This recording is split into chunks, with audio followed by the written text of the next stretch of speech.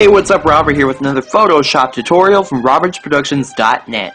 And in this tutorial, I'm going to show you how to tan someone in Photoshop. So since you just bought Photoshop, you can no longer afford any tanning salons, but you're sitting next to your photos where you're so white that the sun is reflecting off of you. So what you need to do is load those photos into Photoshop and give yourself a nice tan.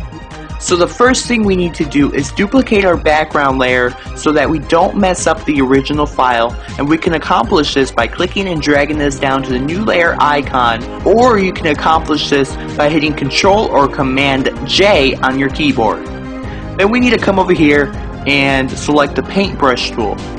Now our paintbrush settings, I just want to make sure that the hardness is set to 80%. This can differ for what you're working on.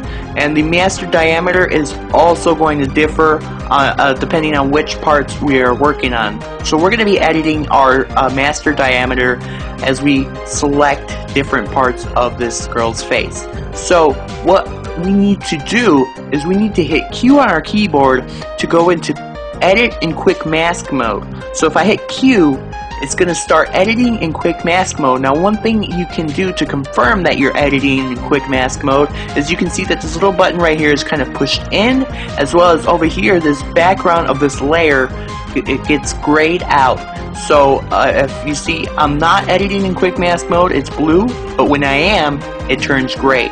So now I also need to make sure that my foreground color is set to black, and because black it's kind of like a mask. Black is going to select everything, and white's going to erase our mistakes. So now we can zoom in here and we can start selecting. Now before we give her a tan, we're going to give her a sunburn. Now the default settings for the quick mask mode is usually this nice red color with a 50% opacity. This can be changed by double clicking on this quick mask mode button, and you can change your color as well as your opacity and what the color indicates, whether it's masked areas or selected areas. Now we can just continue on and select everything on her face that we'd like to make tan. Now, like I said, if you make a mistake, you can swap these colors here and swap it to white as your foreground by hitting X on your keyboard, and then you can erase your mistakes. Hit X again, and just fine-tune this selection, and just keep on going.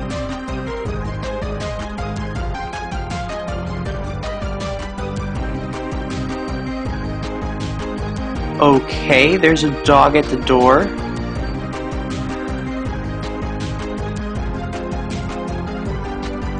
And then you can hit the space bar and just drag on down to where you need to go.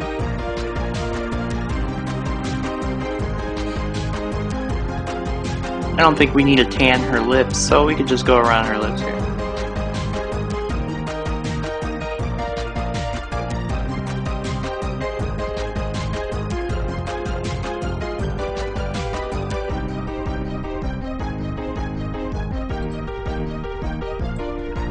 You can increase and decrease your brush sizes by using the left and right bracket keys on your keyboard.